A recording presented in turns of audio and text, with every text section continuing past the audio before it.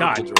Spags came down with the wrath of Khan when I said that I liked Gabe Davis like more than just about any wide receiver in the third round. I mean, I think in the third round, like, okay, but that's not saying you don't like Gabe Davis. It's saying you don't think Gabe Davis is as good as like guys. No, he flat out said he's like not drafting Gabe Davis. Yeah, I mean, I'm just not drafting him over like a lot of guys going around. Well, I get that, but like I am because he's gonna beat all of them. So I like money. Yeah, but like.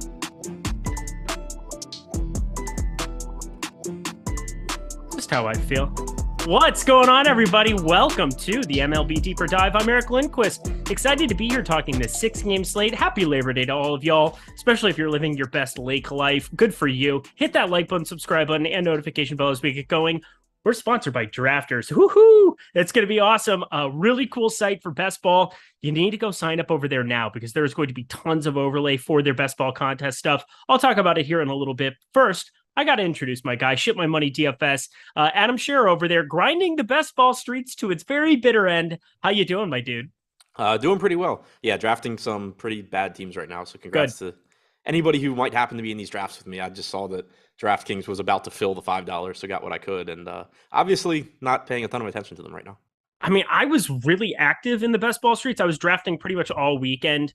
But I was trying to catch up on Underdog, and I was like, oh, DK. I was worried they were going to hand out a bunch of tickets at some point. Never happened. Never needed to.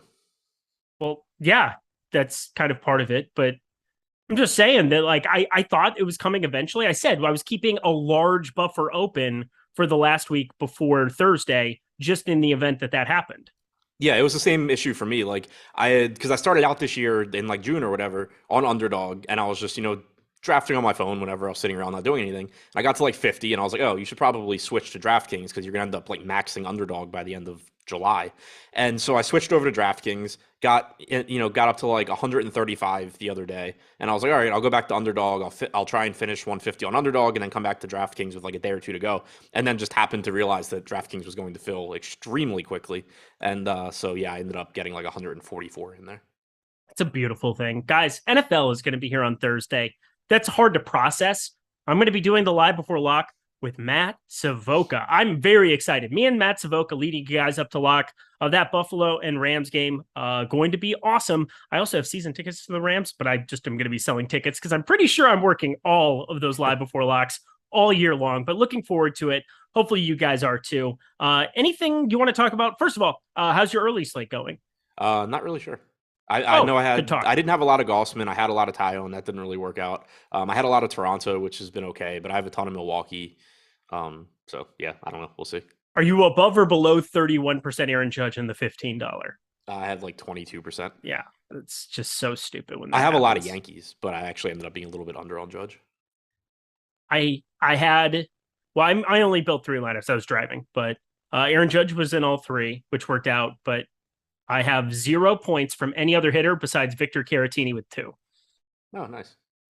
Yeah, I haven't seen anything from the Milwaukee game. I know I was like double the field on Marwin Gonzalez, so that was good, I guess. Oh, I have 3 from Christian Yelich. Thanks, pal. Way to go. Good work. Yeah, I just ended up stacking up that game. How much Jack Flaherty did you end up playing would be the other question. 95%.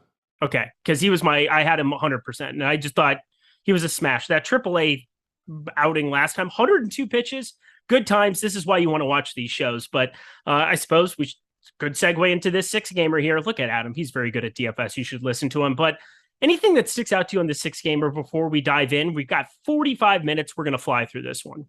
Nothing really. I mean, you have some pretty quality pitching in tough matchups. That I think is interesting. Like doing the tournament plays videos earlier and, mentioning Andrew Heaney against the Giants or Lance Lynn against the Mariners or Singer against Cleveland, all spots that typically you're not really looking to get to, but there's no real ace type guy in a great spot on this slate. So that kind of makes it interesting.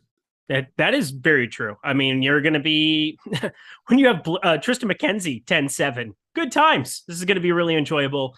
Blake Snell, we'll get into all of it here, but let's start with, that's Blake Snell character, Arizona plus 195 at San Diego, 8 total runs.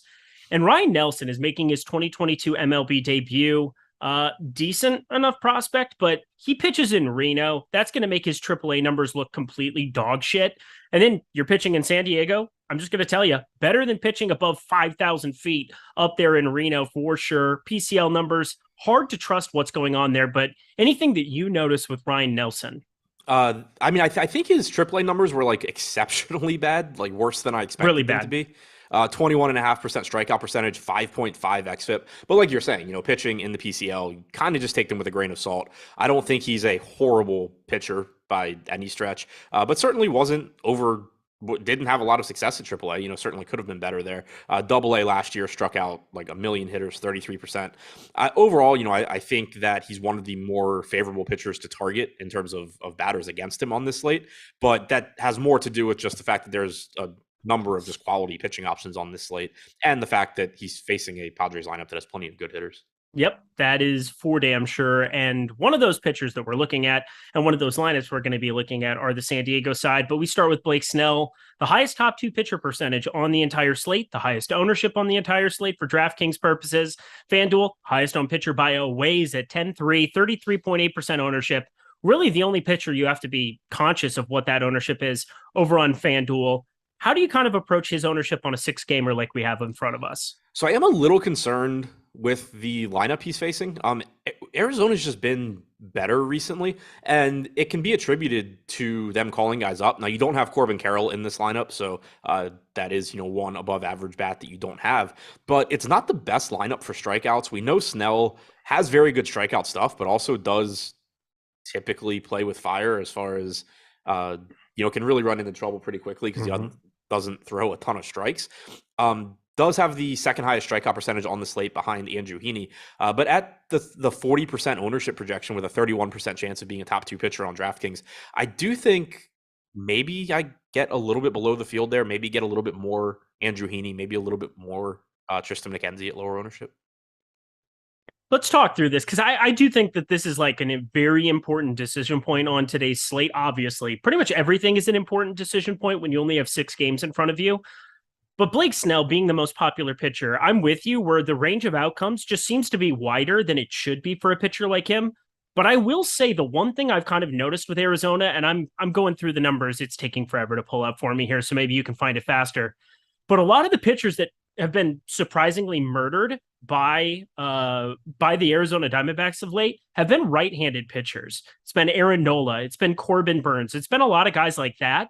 I feel like lefties, when you're going into a good pitcher's ballpark, like what San Diego can be here as well, and you get a lefty on the mound, I mean, it neutralizes a lot of things. You have to put Carson Kelly up there. That's a huge downgrade off of having like a Rojas up there and lead off against a righty. You get a lot of these other guys that, they have no choice but to throw out McCarthy, Thomas, some actual lefties into this lineup. And I think Blake Snell should be able to get after some of them. So I'm finding myself just a little bit over the field, but I'm with you where it's generally a pitcher that at this kind of ownership, I would be like, well, the range of outcomes is just wider than it should be on Snell. Yeah, and I mean, I think he's fine. Like, obviously the ceiling is still there, but like even the version of the lineup the Diamondbacks are running out, I don't think the strikeouts are like it's still a pretty tough lineup to strike out. Carson Kelly, Rojas hitting second, Marte, Walker. Alec Thomas only has like a 17.5% strikeout percentage against lefties in a limited sample. So it's not to say that Snell can't go out there and have a great start. It's still a 3.1 implied run total for Arizona. I just think that probably getting a little bit more ownership than he should compared to the pitchers around him. Right. Yeah, well, and like, for example, in the Stokastic projections, we have Andrew Heaney like 0.3 of a point behind Blake Snell in medium projection, but we also have him getting 10% or 9% less ownership. I think they're just very similar pitchers. And then Mackenzie projects third, and he is more expensive. So if you're just optimizing lineups, you're not going to get to a lot of him. But the range of outcomes, I think, is still pretty similar. Yeah, Heaney's my highest owned pitcher, so I'm with you. I think Heaney. We'll get to him a little bit later. Obviously, the last game of the night out here in LA. By the way, it's 104 degrees out here today. We were in Arizona for Labor Day for most of the weekend here and drove back early this morning so that, we could both work and do whatever else. But like, I mean, this is disgusting outside, at least. I will say that. Yeah. Good talk. Heat wave in LA. I think I'd seen that on Twitter or something. It is so dumb. We're so soft out here, though. We're like Charmin soft. Yeah. That's a poop. That's a butt joke. Sums it up. Yeah. Thanks, buddy. Thanks, pal. Can't wait to have you out and visit. Let's talk Arizona bats. They've been better of late. Blake Snell, most popular pitcher on the slate. You don't have any interest in stacking them up in bulk, do you? I have a little bit of interest just because I Oh, do okay. think it's not that Snell's like blow up prone. I think that would be the bad way to word it because it implies that like it happens frequently. But he's just somebody that can really drive up his pitch count. And if he's not on, put a bunch of guys on base, and maybe you get him out of the game early. Maybe you just run into a 3-run home run, and that's obviously good. But Arizona's not getting much ownership. We have them getting 5% ownership, 6% chance of being the top stack, and also just kind of I have the numbers in front of me now. Since the start of the 2020 season against left-handed pitching, Carson Kelly, 18.5% strikeout percentage. Rojas is at 27.5%. Kettle Marte, 12.7%. Walker, 17.8%. Rivera, 12.2%. McCarthy, 24.4%. Stone Garrett only has 17 plate appearances. Alec Thomas, 17.6%. Like, this is a really tough team to strike out. Kind of talking me into it. I mean, for me, I'm generally a Blake Snell. What's the opposite of an apologist? Like a critic? I'm a Hater? Blake Snell critic. Hater? Yeah, there you go. But hater is kind of a weird word because I don't hate Blake Snell. I just think that a player that Pessimist? has his kind of stuff, what? Pessimist? Yes, there we go. I'm a Blake Snell pessimist. That's the right way to say it. He just should be better than what he is. Like he's got the stuff. He's got a Cy Young. I just am surprised that I never really find myself getting to a guy when you play DFS who's a 31% K percentage guy simply because the blow ups are so bad. Yeah, and I'm actually on the opposite side there. Like typically, and very well could be the case today. I haven't crunched lineups, but typically I end up getting a lot of Blake Snell. And, again, today he does project the best. So I wouldn't be surprised if I get there. I just think the gap's a little bit bigger in ownership than it should be. But he is someone that I typically get to a lot because of that strikeout upside. But I think that the concerns over the number of strikeouts he's going to get against this team are legitimate. All right. Quick shout out to everybody in the chat. We got Neil Orfield. What's up, my Minnesota brother? We got T. McBee, a Blake Snell Inquisitor. A little bit of that. I could see myself getting into that. Whenever I see Inquisitor, though, it makes me think of Harry Potter. So the High Inquisitor. Do you know what I'm talking about? Vaguely. It makes me think of like the Crusades. Oh, that's different. Those are two different things. And then we got Jesse there enjoying his blood money from the golf tour that shall not be named. There's another Harry Potter reference for you back to back. Good times. But yeah, congrats on your 50K. Hopefully you don't choke on it today. Let's talk San Diego bats because they do have a 4.9 implied team total. And thank you. Also, Mike Lawrence behind the scenes doing great work on the holiday as well. He pulled up the lineup there. That looked fantastic. Nobody expects the Spanish Inquisition. Also, I mean, I could do Monty Python all day. Monty Python and the Holy Grail. Have you seen that, Adam? Maybe. We are the knights who say nay.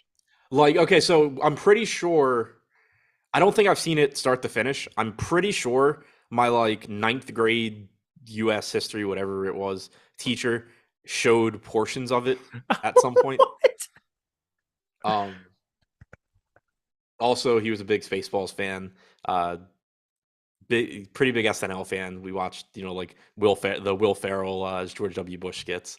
But yeah, so I think I've seen like clips, but I don't think I've seen the movie. What is your name? What is your quest? What is the average velocity of a swallow? Oh, I don't know. An African or a European swallow. Ah! How'd you know the answer to that one? Well, when you're king, you must know things like that. Carry on. How do you feel about San Diego bats?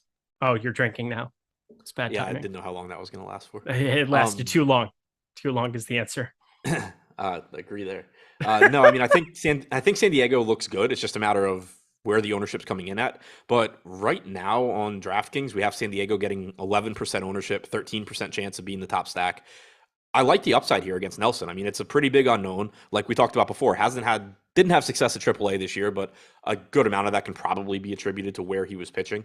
But now you're just going up against the San Diego lineup. Welcome to the major leagues. You get to face Juan Soto, Manny Machado, Bell, Cronenworth. Like, it's a good lineup, always pretty much. No Brandon Drury, but still a really, really tough landing spot for him. So I think they are going a little bit under-owned on DraftKings. On FanDuel, earlier, I know they were going a little bit over-owned, I think. Now it's pretty neutral, so no real issue getting there on FanDuel either, but I think I prefer them on DraftKings. Did you ever listen to Puddle of Mud? Not band. like religiously, but yes. Everything's so dreary and everyone's so fake. It's Yeah, I mean, Brendan Drury. I know the song. I'm Okay. not sure where this ties in yet. All right. Anything else from this game? It was kind of an important one to cover. I'm glad that I could bring some levity to Oh, the now I'm following. conversation, though. Okay, got it, got it. Thanks for joining. Yeah, Next game. yeah. I am just having fun, guys. It's a holiday. I hope you guys are kicking it. Hit that like button as we jump to White Sox Mariners, another game that I'm fascinated with. Did you know you could have bet this like when I was in Arizona yesterday? Plus 108 is what I got on the White Sox. They are now minus 120 favorites. This is why you want to watch Lindy's Leans, Likes, and Locks over on the Odd Chopper channel so you can get those bets in nice and early. It's Lance Lynn versus Marco Gonzalez. One of these pitchers is popular, one is not. I'll let you guess which. How do you feel about a chalky Lance Lynn today? So earlier at least he wasn't. It was Fanduel. I mentioned him not getting a lot of ownership. On DraftKings, I mean, 7,900 is just such a dumb price tag for him. You're pitching in Seattle, which is a favorable pitcher's park, one of the best in baseball. The matchup isn't very good. Obviously, the Mariners are a good offense, but it's worth keeping in mind too that while they are running 6 lefties out there, which Lynn has a lower strikeout percentage against lefties and typically gives up more power, most of the hitters you're actually afraid of in this lineup are right-handed. Like Cal Raleigh has power from the left side. I like him at 4K hitting fifth, but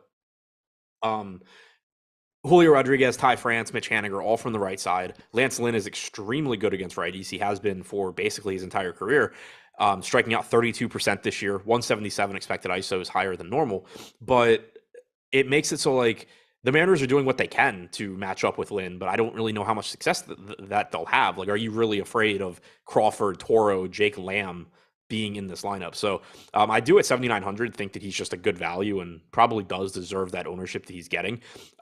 On FanDuel, he's more expensive at 9,300. Obviously, not getting much ownership because it's a one-pitcher site. I do like him as a tournament option there just because he's not getting as much ownership. Okay. Yeah, Lance Lynn on FanDuel makes a lot of sense. 7,900 on DK makes a lot of sense too.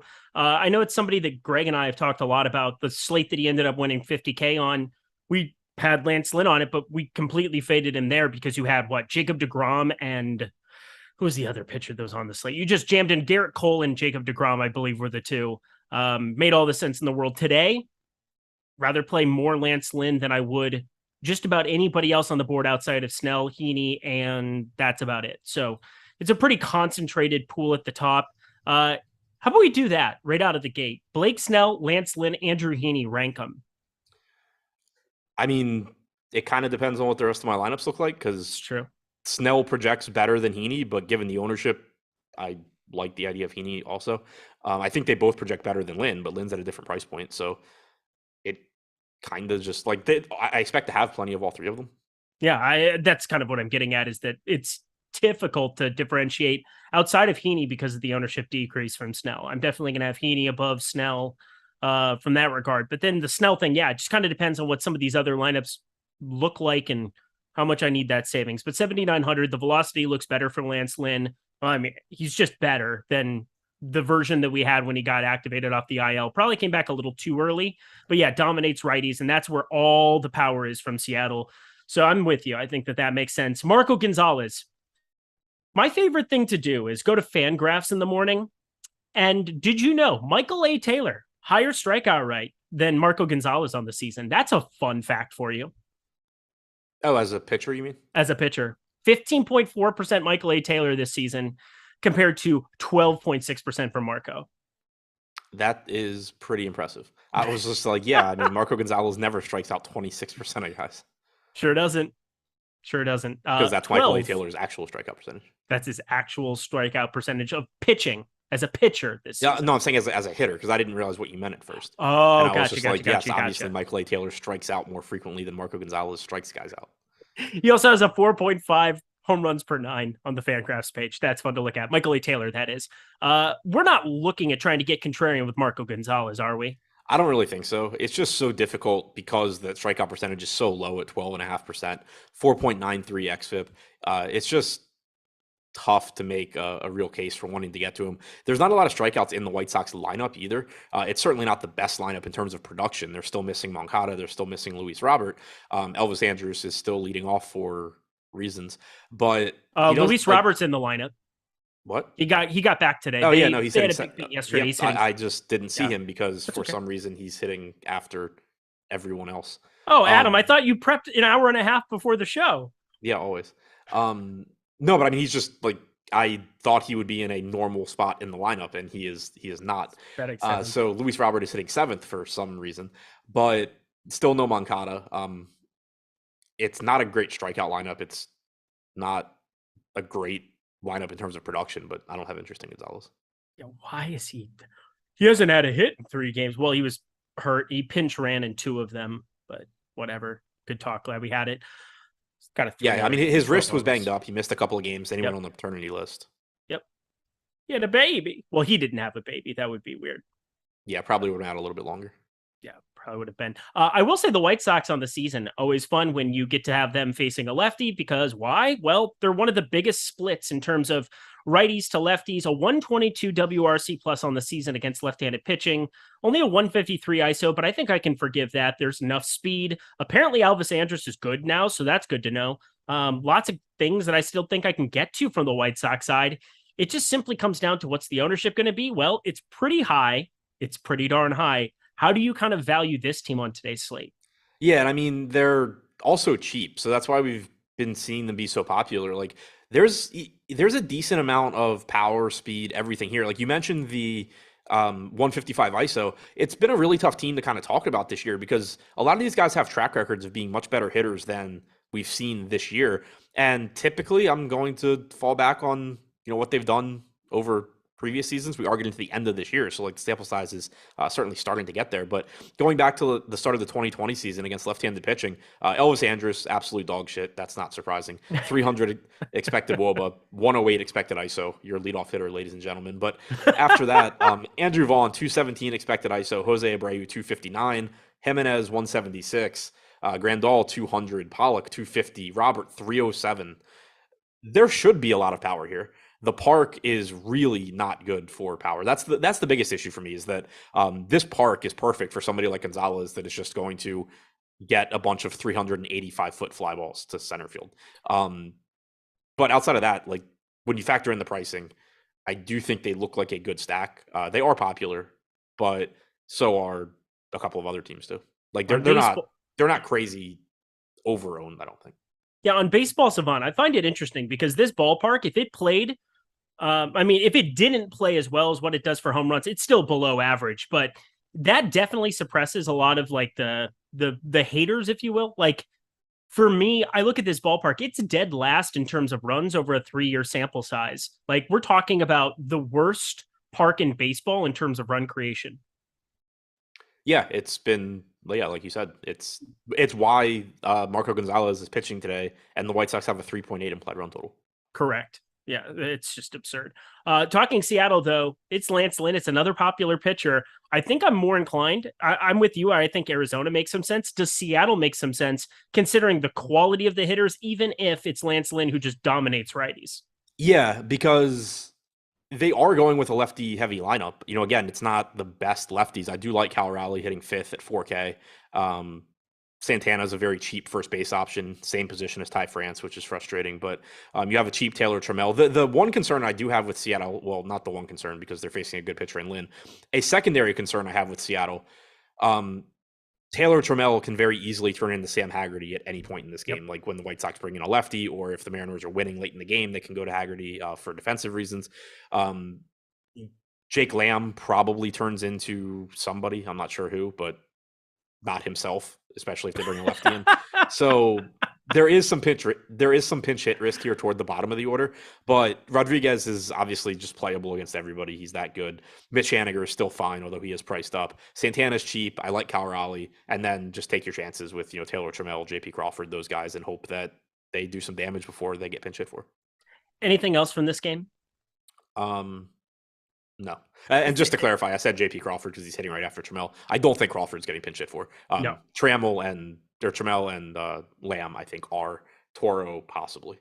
Yep, I'm with you. Toro possibly, but probably not. Yeah, I mean, he's a switch hitter, so if they pinch hit for him, yeah. It's just that they have somebody on the bench that they would rather hit. Yeah. It's not a platoon thing. Be like Dylan Moore or something, right? Yeah. Yeah, Toro's probably safe. Taylor Trammell and Winker Lambert would are the definitely two. pinch hit for him at some point, maybe. Right. You could do something like that. You could pinch hit all of these dudes. But anyway, that is what it is. Lance Lynn makes some sense. We'll see if we need those savings. But what you definitely need are these savings, my friends. 50% off using promo code MLBDD to get a Stokastic Plus pass of whatever you would like. I don't know if you guys know, but NFL starts on Thursday. Yes, Thursday.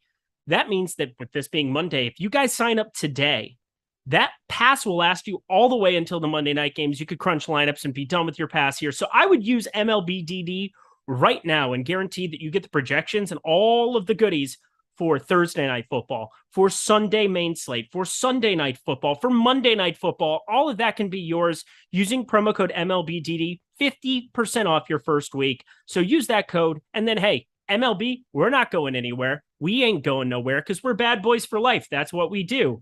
That's how we run. They see me rolling. They hating.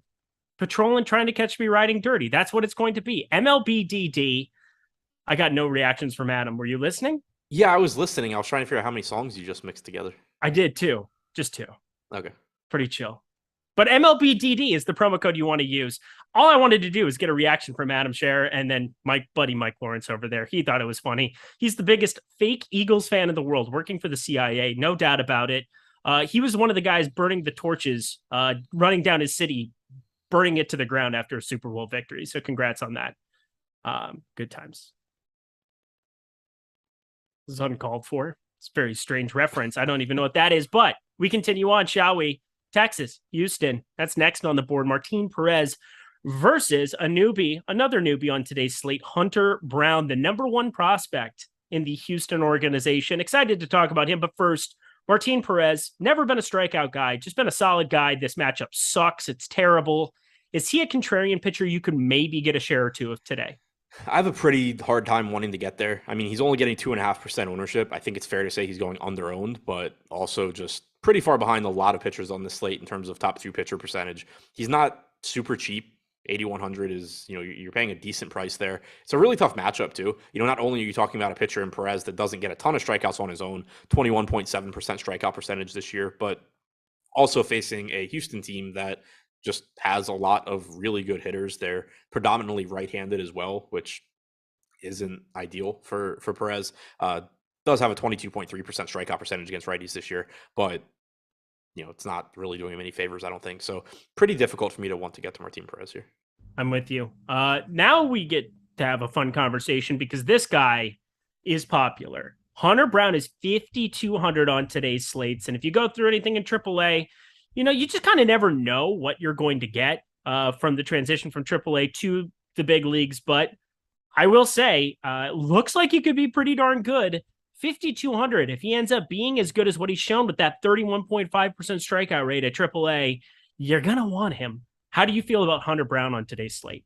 Yeah, I think he looks good here. Texas does have some power in their lineup. Like you said, you never really know what you're getting when a guy makes their major league debut. There's obviously risk, but when he's only going to be 5,200 and when the opportunity cost at pitcher on the slate isn't really that high, I'm more than happy to get to him just because you're going to be able to build such strong lineups around him.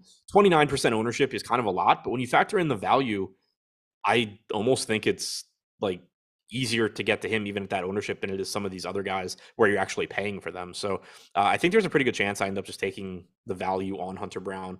Right now we have him projected for 14.7 DraftKings points. To put that in context, it's like 8/10 of a point behind Suarez. It's basically 1 point behind Brady Singer, but you're talking about $1,800 less than Suarez, $2,500 less than Singer. It's less than 2 points behind Lance Lynn. It's It's about 3 points behind Tristan Mckenzie, but at half the salary. So I think it's just going to be really easy to get to Hunter Brown in a lot of lineups. I agree. And I mean, the thing is, you do get some cheapies. I mean, we have like Joe Adell, Taylor Ward, like this popular Angels lineup. You can get to some of those pieces. You get some of these other cheap ones where maybe you don't need 5,200 a lot. But the thing is, at least you're getting to a guy who's 5,200 who can actually strike dudes out and has upside. So like, this isn't typically like, oh, we're going to punt in order to get better bats in our lineup. You're punting to a guy who could legitimately put up a tournament winning score. Right. That's a really good point because, it's not, this isn't the like, oh, he projects for 2x his salary and you can get to Dodgers bats or whatever. It's this guy's striking out 31.5% of hitters at AAA and um, could legitimately just put up a big score. One minor concern that I have is that in his last, actually, it wasn't a start. He went 3 1/3 out of the bullpen his last time out. His last start, he went 5 innings. So that concern is pretty much gone. I was going to say I don't know why he was taken out after 3 1/3 when he didn't give up a run, but it was out of the bullpen, so don't really care. Yeah, save him, get him ready to rock here in this spot. Now, I will say, if you're making a lot of lineups like you and I are going to be doing tonight, you're definitely going to want some Texas bats on the other side. 3.1% leverage. It's the highest leverage you can get to in the top stacks tool here at Stokastic. I like this stack a lot more than I think the field does right now, simply because we don't know what to get with Hunter Brown. And it's a pitcher that I think I'm going to be at least around the field on. I think that's going to kind of be the case where if I don't get up to Snell and I don't get up to Heaney, I'll probably end up with some Lance Lynn and I'll end up with Hunter Brown for sure. But Texas, I think, makes some sense because you just never know. You never know. It's pretty short porch out there to left. How are you feeling about Texas on today's slate?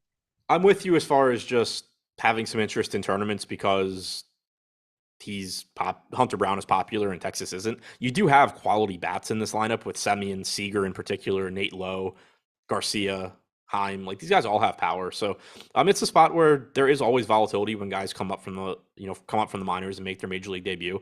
I think it's more likely than not that he has a solid enough start that you don't want Texas, but at 3% ownership, I don't mind getting there. And somebody in chat asked about Hunter Brown on Fanduel. Nowhere near the same level of interest for me there simply because of it being a one pitcher site. Don't need to do it. It's definitely DraftKings specific for me. But again, at least it's a guy who's got a 30% plus K percentage, 31.5 there at AAA in Sugarland. Decent enough ballpark, looks like, amongst AAA numbers. So that's cool. Let's talk Houston bats here, where you get Jordan Alvarez back in this lineup like you've had the last couple games. It just looks so much better. And I mean, they have Mancini batting 7th. What an embarrassment of riches, 1 through 7 there. McCormick, he'll show up in some lineups as a result. Martin Maldonado, never fun. But how do you feel about Houston on today's slate against a lefty? I like them at their current ownership. Perez isn't a pitcher that I typically like to target. 110 expected ISO to righties this year, 22.3% strikeout percentage. But you mentioned it before. You do have the short porch in left field. It's not a great park to hit in overall, but for for right-handed hitters that can just hit routine fly balls to left field and get you 14 fantasy points, that's pretty appealing. And the only lefties in this lineup are extremely good with Jordan Alvarez and Kyle Tucker. Altuve, Pena, Bregman, Gurriel is whatever. He's 2,900 though. Trey Mancini, ballpark basically built for where he hits fly balls. I like getting to Houston at right around 10% ownership. Kyle Tucker gonna have another 2020 season like it's nothing. Guy's just good. He is extremely good. It's just so beautiful. His salary is finally rising. Do you remember when Houston almost gave up on him after like 2 weeks? He was like in trade discussions, and it was one of the weirdest things ever. And I just was begging Minnesota to do something about it. And then they're like, "Oh, we'll send him back to AAA." And now he's just a god. He's a god. Yeah, I don't really remember. I remember them like trading Derek Fisher, but that's obviously different. Oh, Derek Fisher was massive prospect. Yeah, that might have been who I was thinking of. That's another lefty, right? Yeah, lefty outfielder. Might have confused the two. Fisher, Tucker. Both I kind of mixed, and they came up, I think, around similar times originally. Yeah, I think I honestly might have gotten those two mixed up. But you know what? Whatever. I'm here to be honest. If I screwed that up, whatever. I can't remember entirely, but I thought it was Kyle Tucker for some reason. But now that you said that, I think it was him, the other dude. Where's he at now? Not playing professional baseball. Currently a free agent. Currently a free agent. All right. He's 29, but they traded him to Toronto they traded him in 2019 to the Blue Jays for Aaron Sanchez, Joe Biagini, and Cal Stevenson. Let's see here. Rougned Odor, homer. Did they lose the first game, by the way? Yeah, they lost the first game 7-3. DL Hall they were down 4-3 anyway, and DL Hall, very unimpressive outing in the 9th inning. It's a bummer. Well, I'm cheering for your team because Twins are in reverse. You know what, though? It's going to be okay because football is going to be here soon. I don't have to think about the Minnesota Twins and my sadness that we can't even win the freaking AL Central this season. Whatever. You know what, though? Football. I feel pretty good about it. And I feel especially good about it because of drafters. And as I'm looking through more and more stuff here, I'm telling you right now, this site is incredible. Compared to Underdog, DraftKings, your other two best ball spots, there's going to be overlay over at drafters.com. I would be heading that direction this second. If you want to get into a couple drafts, you could probably finish up a couple right before lock here of the MLB show. Of course, we've got MLB live before lock, so don't go anywhere. That'll be coming up. But using promo code Stokastic, yes, Stokastic. I've never spelled that on a show before, but look at me, I can do it. You can get a first match deposit bonus up to $100. So if you deposit 20, you'll get 20 back. If you put up 100, you'll get 100 back. This $1 million best ball championship with $250K going to first is not going to fill. It just simply is not going to fill by Thursday. So if you want to chase overlay, which I definitely do, I guarantee you Adam does too. If you're a sharp player over there, look at that. 35,000 entries, 55,000 total coming up there. Go sign up over at Drafters. This is the place to be right now. Such a cool sponsor to be adding here to the mix. I really think their product looks fantastic. I've been messing around with a little bit today here. I know, Adam, you just started playing over there, correct? Yeah, I did a draft there last year. I've done one this year. Oh, it looks so good. Again, make sure that you're paying attention to how some of the tournament stuff rules work. But I mean, it's just like best ball at these other sites. And this one, there's going to be overlay. So I would go use that $100 first match deposit bonus. Do you agree with that? Yeah, and it's best ball, the same as the other sites that you're familiar with, but instead of the playoff format, it's just total points. So a little bit different strategy, but can be a pretty fun sweat too. Like, you don't have to worry about having a really good team and then just not coming in the top two in the first round of the playoffs or whatever. You obviously carry your season long points or your regular season points over because it just keeps going. So different format. It's pretty cool. That's really cool. That's the most perked up I've ever seen you on a show for a sponsor segment. So I will say that should be a vote of confidence already for you guys. Head to Drafters, go sign up right now. Get that $100 first match deposit bonus with promo code Stokastic. Really cool. I'm going to be spending some more time there the next couple of days. It is football season, folks, but we're going to continue down the MLB streets. We've got 3 games to go. We're going to go to Guardians. We're going to go to Royals, Tristan Mckenzie, Brady Singer. And I will say, these are 2 pitchers, if it were a different slate, that would really make sense, or if you had a different price tag on one Tristan Mckenzie here going up against Kansas City. But I know your Kansas City love probably going to be tougher to land on a 10-7 Tristan Mckenzie, but is that for a reason that we should maybe go get him on a 6-game slate? So I like the idea of getting him just because it's an opportunity to slightly overpay, probably, to be contrarian. The thing that concerns me a little bit is, like, we have him going a little under-owned, 25% chance of being a top 2 pitcher, 22% ownership, but only that 7% top 2 value percentage, whereas, Blake Snell's at 12%. All these other pitchers are higher than Mackenzie as well. Like, when I think about Hunter Brown at 5,200 getting 29% ownership, or Tristan Mckenzie at 10-7 getting 22%, I kind of think it's likely that I end up just playing like more Hunter Brown, for example, for the value. So I like the idea of Mckenzie. I think he's going a little bit under-owned, but from a full roster construction standpoint, and this is why it was kind of difficult for me to answer the question earlier about Snell, Heaney, Lynn, because as I harp on it a lot on these shows, like, you're not going into a lineup trying to build around one player and say like, oh, well, the edge is getting the Tristan Mckenzie. Like, people always frame things like that, and it is like one of my biggest pet peeves because it's so dumb and not how you should be playing. Tristan Mckenzie is a piece that I think is going under-owned. I think it's likely, given the salary, that I can build other lineups that are contrarian enough that just look better without paying that price tag. Yeah, because it's not just range of outcomes that we're worried about. We're worried about salary within the lineup, right? Like, you got to be thinking about, what does a 10-7 Tristan Mckenzie range of outcomes look like compared to a Hunter Brown 5,200 range of outcomes? And then, a big part of the equation is the $5,500 difference. Right, exactly. Like, it's the range of outcomes for Mckenzie, I think, is more favorable than for Hunter Brown, as it Correct. should be when you're twice the salary. But what you can do with the rest of your lineup, especially if you're assuming that your other pitcher is going to be, Blake Snell or Andrew Heaney, Lance Lynn obviously gives you a little bit of salary relief, but even that, you're spending like 18 plus K, 18 and a half K. But, if you were going to go Mckenzie, Snell, you're spending over 20K a pitcher, and hitter pricing is soft enough. I'm sure you can still make very good lineups, but cutting the Mckenzie salary in half and going to Hunter Brown, just as an example, at similar ownership, you're just going to get a lot more flexibility in what else you can do with your lineup.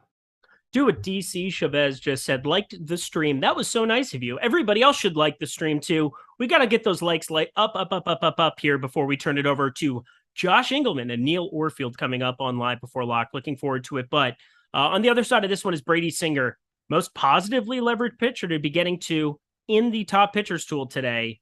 Is that good enough for you to be landing on some?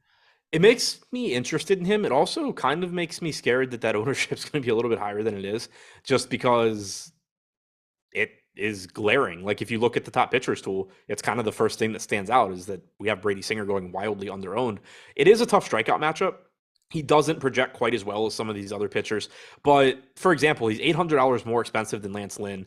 He projects for half a point less on DraftKings, and he's getting 1/4 of the ownership. So I do think at the very least, he's a solid option where if you are going to the Angels or the Padres or the White Sox, like some of these popular teams, getting Brady Singer in there is one pretty easy way that you can lower the total ownership of your lineup a bit. I agree. He's just been good. And a 25% K percentage. I know that Cleveland isn't all that enticing, but look at the Cleveland lineup and compare it to the Arizona lineup that you broke down so eloquently. It's like the same thing. Yeah, Arizona, like you said, that's a tough strikeout matchup too. And it's kind of like I mentioned at the beginning when you asked for like overarching thoughts on the slate. There's plenty of good pitching, but most of them have some sort of a but whether it's but they walk 12% of people in Snell's case and have a tough strikeout matchup. For Mckenzie, it's the salary. For Lynn, it's the matchup. They all sort of have one of those like things that keep it from being a Spencer Strider against Colorado type spot. There's nothing that you look at and there's no question marks about it. And then somebody had mentioned it in chat earlier, and it's true. 29.8% strikeout percentage against lefties this year for Singer also. Again, not saying that I think he's going to go out there and just mow down Cleveland because that's really difficult to do. But most of the best hitters on Cleveland are left-handed. Kwan, Ramirez, Naylor, Jimenez, all hit from the left side. And against lefties this year, he has given up power with a 205 expected ISO, but pitching in KC should help that a bit. But the 29.8% strikeout percentage is pretty solid. Yeah, it's really, really good. I will say Cleveland bats then, that's kind of a maybe for you. Yeah, I mean, I like the fact that lefties have gotten to him for some power. Right now, Cleveland's ownership is pretty much in line with where it should be. They kind of just look like a neutral stack to me. Okay. And then on the other side of this one, that's kind of where you've been landing quite a bit. Kansas City, it's a very tough spot. Tristan Mckenzie is a serviceable pitcher. They've got the dead last top stack percentage, but I do like some individual hitters here. Yeah, so do I. Bobby Witt's gotten expensive, but he still does have multi-position eligibility. Mckenzie has had some power issues this year as well, particularly with right-handed bats. 199 expected ISO for right-handed hitters against Mckenzie, 161 for lefties, higher strikeout percentage against lefties as well. So, you're paying a premium at this point for Witt, but if you can get him in the lineup, still a strong option. Salvador Perez, relatively expensive as well, but same thing, power from the right side. Michael A. Taylor hitting fifth at 2,600. Not a lot of power there, but he is cheap. Nick Prado, 2,700 for one of the top 100 prospects in baseball. Still have multi-position eligibility on Melendez as well. I do think I'm a little bit lighter on KC today probably than I typically am, mostly because the guys that I really like have gotten more expensive. Melendez, Witt, Perez, all just seeing their prices go up a little bit. But it's a lot of the things that have made me get to them recently do still exist. The multi-position eligibility, the cheap price tags on guys like Nick Prado and Michael Massey. So it is a team that, at 5% ownership has some appeal. Anything else here? Nope. All right. Well, this is kind of the pitcher that I've been waiting to talk about the entire time because I don't understand this. Maybe you can help me out. We've got the Angels. We've got Detroit visiting them in Anaheim here. Two southpaws, and neither of them all that good. We've got Jose Suarez versus Tyler Alexander. I don't think we need to talk about Tyler Alexander, but Jose Suarez, we damn sure do. He's 7K. He's pulling 26.5% ownership. And even against Detroit, I can't get behind this kind of a play here. We've got enough other guys with actual strikeout upside on this slate. And as bad as Detroit is, and I do think that there have been some lefties that I have targeted against them, they carry a 99 WRC plus on the seasons. They're about league average, still only a 117 ISO. So I'm not sticking my neck out saying, hey, you should roster a ton of Detroit. But Jose Suarez at 26.5%, what are we doing here? I think he's probably going a little bit over-owned. I think I'm certainly higher on him than you are, though. Okay. We have him projected 0.3 of a point behind Brady Singer at $1,700 less. He has a 24.1% strikeout percentage against right-handed hitters this year. And like you said, it is the favorable side of the platoon split for the Tigers. Still only a 3.6 implied run total. It's a good park for hitting. It's not a spot where I'm very comfortable in Suarez, but I do think he's a decent enough pitcher. Again, 24% strikeout percentage against righties, 158 expected ISO, 4.29 xFIP overall this year, I believe. 21.7% strikeout percentage, 4.29 xFIP overall. But again, better strikeout numbers against righties too. So the ownership's probably a little bit higher than it should be. But I do think that given that you're getting a discount off of, Brady Singer, Snell, Heaney, Mckenzie, I understand why he's pretty popular. Yeah, maybe I do have to get some more Detroit bats. I mean, we've got Eric Haas, Javier Baez, Victor Reyes, all over 10%. And I have to say, I've lived in LA for almost 12 years now. This is the hottest I can remember it ever being in the month of September. I mean, it is scorching outside. And even in Anaheim, when you see 90 degrees in Anaheim, that's a real thing that's going on. This game starts before 7. It doesn't have the 7:10 start. They're going to be playing an hour and a half of this one in some serious heat.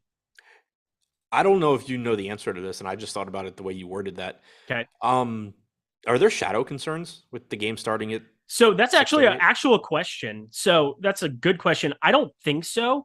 So I've gone to a lot of summer games, like 4th of July. We've gone to a lot of Anaheim games and such. And we usually sit on the first base side, right behind the visitor dugout.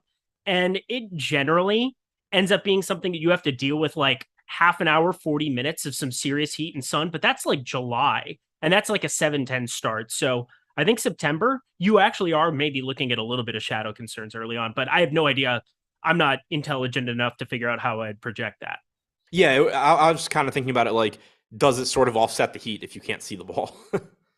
Probably, but it goes the other direction. So the sun will be away from the hitters. Okay. Yeah, the sun sets on the west side of the ballpark. Okay, yeah, so look at that shit. It's awful. So yeah, so you get some shadows, but it's generally at 7:10. No, the sun won't be it's more of to the fielders and the pitcher than what it is for the hitters. Batter's eye, straight out, won't have sun concern. Okay. No. Yeah, and again, not that this was going to change at all my take on anything in this game. I was just I thought about it just the way you worded the start time being earlier than normal. Didn't know if it was going to be one of those you stack the Tigers and then you turn the game on and it's just oh great, the pitcher is in the sun and the batter is in the shade and this is miserable. So I think Jose Suarez might have a tougher time, man. That's the narrative I'm going to draw out of this. Jose Suarez has to look into the sun, has to deal with a shadow, and I can't roster 27% of him. How's that sound? Yeah, sure. Okay, cool. I mean, I'm such an idiot. Let's talk the Angels here, the most popular baseball team on a slate, because that makes sense. But you know what? It actually does, because Tyler Alexander is a trash bag in human form as a pitcher. I mean, maybe he's a nice person. I don't know. But Tyler Alexander, what are we doing, bro? 486 expected slugging, just a 12.8% K percentage. Yeah, there's some guys. Joe Adell is going to go long. So enjoy that bet for today over at Odd Shopper. But how do you feel about the Angels? As good as I felt about it in a while. I mean, it's always tough to get to this team with too much confidence, but Tyler Alexander, like you said, really not good. 4.9 implied run total for the Angels. Right-handed hitters this year, only striking out 11.1% of the time against Tyler Alexander with a 198 expected ISO and a 198 actual ISO. Lefties striking out 17.7%. 217 expected ISO. Don't sleep on Shohei Ohtani just because it's lefty-lefty. He should be perfectly fine here. Taylor Ward, 3,100 from the right side. Rengifo, switch hits with multi-position eligibility. Mike Trout, obviously a very good option. David Fletcher has been leading off, multi-position eligibility, really cheap. I like the Joe Adell call. I mean, he's somebody that hits the ball far when he hits it. He just doesn't hit it that frequently. But Tyler Alexander doesn't miss bats, so that makes that look really good. Max Stassi at 2,600 has power as a catcher. They're popular, but this is another case too, sort of like we talked about with Hunter Brown, where if you just look at the top stack percentage and the ownership, it's going to suggest that that the Angels are going over-owned because they have a 19% ownership share, 13% chance of being the top stack. But that 16% top value percentage, it kind of just means that the rest of your lineup is going to look better than it would for these other teams. So I think it's probably kind of closer in terms of the ownership being more or less where it should be, compared instead of it being, they're going way over-owned. Favorite Angels bat not named Mike Trout or Shohei Ohtani? Either Ward or Adell. Okay. Well, I just wanted to hear you say Adele. That's all that mattered to me. Yeah. We jump over to the last game. Hey, Anaheim, it's warm there. It's going to be an inferno at Dodger Stadium today. That is for damn sure. Yeah, 7:10 p.m. start time, still going to be warm for Giants, Dodgers, NL West rivalry. Excited for this one. And Logan Webb just doesn't have the strikeout stuff for this kind of a slate. Really tough matchup, obviously. That's why you're seeing him completely unowned. Going up against Andrew Heaney, he's really the talking point here. So if you have nothing for Logan Webb, let me know your Andrew Heaney interest level. Yeah, I mean, I don't really have anything for Webb either. It's one of those situations where the direct pivots to him are Lance Lynn and Jose Suarez. If someone offers you 36-1 on Webb versus Lynn or 25-1 on Webb versus Suarez, take the bet immediately. But like that's just not really how DFS lineups work. And so it's just somebody where in 150 lineups, yeah, sure, maybe he like just randomly fits in here and there. But I don't really, and I do think he's a good pitcher, but just not a great strikeout pitcher, really brutal matchup. The other side is where I'm interested as well. Andrew Heaney has a 35% strikeout percentage this year, 85 pitches in 5 innings last time out, 91 the start before that, 89 the start before that. You're not seeing him go super deep into games, but going deep enough and getting enough strikeouts that at 9,600 on a short slate, I'm certainly interested here. We know the Giants are going to have plenty of right-handed bats in this lineup, but Heaney has struck out 35.6% of righties this year, 153 expected ISO. He has had some power issues in the past, and his actual ISO this year is 223 against righties as well. So seemingly getting a bit unlucky there, but maybe there's more to it. But either way, 3.2 implied run total for the Giants.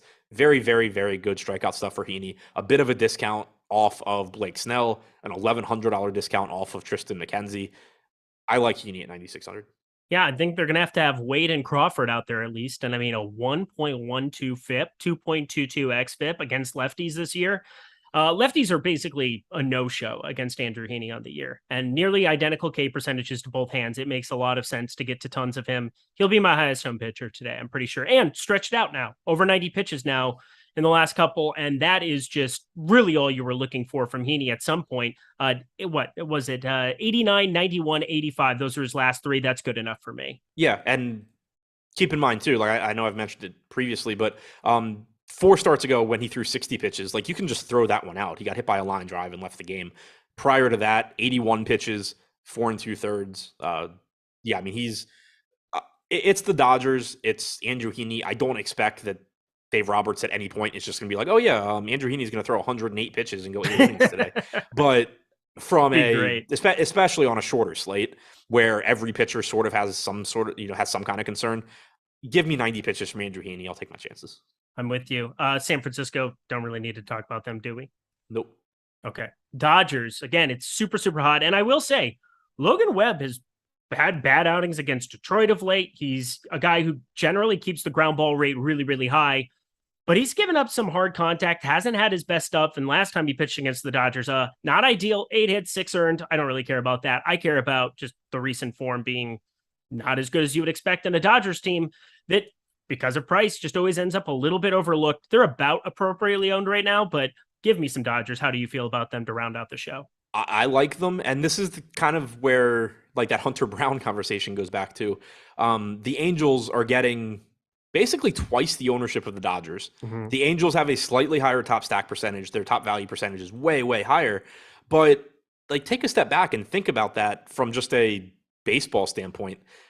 If 20% of the field is going to play the Angels, and I can play the Dodgers at half that ownership, and all I have to do is play Hunter Brown instead of Blake Snell, Tristan Mckenzie, whoever, over just somebody at similar ownership. I mean, you're going to just get probably, I don't know if a higher upside lineup's the right way to phrase it, because like obviously the Angels are capable of scoring 10 plus runs. It's baseball, they can. But like a higher differentiated lineup. Right, yeah, and the Dodgers just are going to do it more frequently because they're that good. The matchup obviously isn't as good either. Logan Webb is a solid pitcher, but I think the Dodgers are better than Logan Webb. Okay, well, I'm with you. I think that this is kind of the path that we're starting to take. To recap for the people, give me like your 3 favorite pitchers that you're looking to target in your 3 favorite stacks. Heaney, Brown, probably Snell, just because he does project the best for me. Yeah, I get that. Stack wise, I like San Diego against what we don't really, an unknown in Ryan Nelson. I like the Dodgers at low ownership. I like the Angels against Alexander just because they are so cheap. All right. Makes a lot of sense. Guys, that was the deeper dive. Adam Scherer doing a great job. Go follow him at ShipMyMoneyDFS over on the Twitters.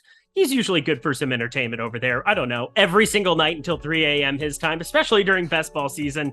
Trolling in full effect. Thanks to Mike Lawrence behind the virtual glass, doing a great job. I'm handing it over to Josh Engelman and Neil Orfield, but hit that like button as we get out of here. Make sure you guys sign up over at Drafters using promo code Stokastic. I'm Eric Lindquist. Best of luck in the MLB streets on Labor Day. Be safe, be merry. Happy Labor Day.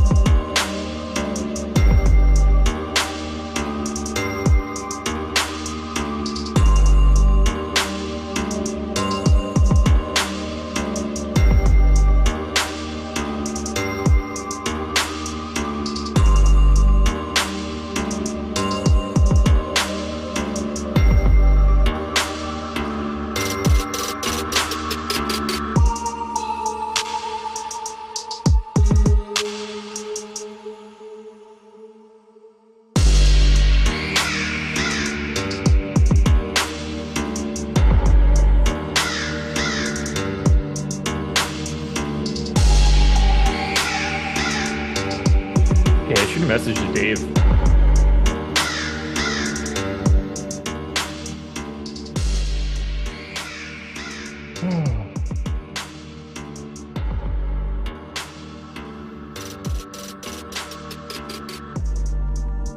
And we are live. Welcome to MLB Live Before Lock, round 2 for me today. I am Josh Engelman. I am joined by Neil Orfield. We have a 6-game MLB slate in front of us. A couple games still finishing out from that early slate. I'm hoping for a couple more runs from the Rockies if I can get them. That would be very nice.